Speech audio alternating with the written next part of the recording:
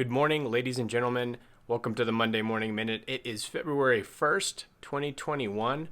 We had a crazy week, not a technical term, in stock markets last week, but I don't want everybody to get stressed out, even though global markets were down over 3%, pretty much across the board.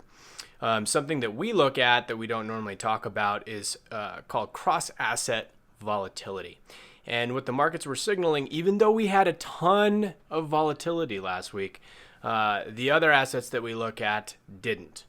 So that means there wasn't kind of a wholesale selling stampede. People weren't totally freaked out, and our narrative, based on the research that we've done thus far, is still intact.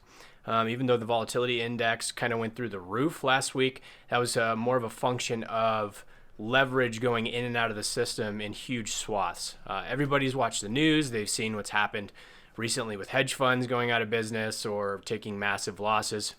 All of this is volatility inducing in the market. It creates a bit of hysteria. People have what's called FOMO, right? Fear of missing out, both to the upside and the downside, exacerbating swings. So I don't want everybody to freak out right now. The data that we are looking at and the asset classes that we are tracking are still signaling the same thing that we discussed in our quarterly outlook video. If you guys haven't seen that, we do a deeper dive kind of into our positioning and our thought process. Check that out on our YouTube channel.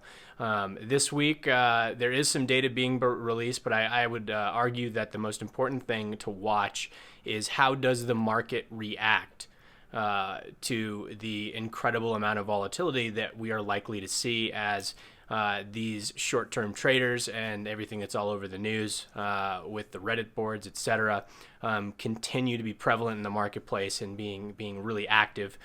So check out what's coming from headlines from the regulators and what happens in terms of volatility and volume.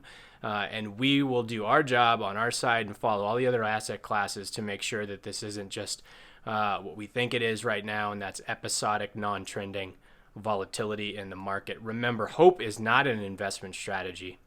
Good luck out there. Have a great week.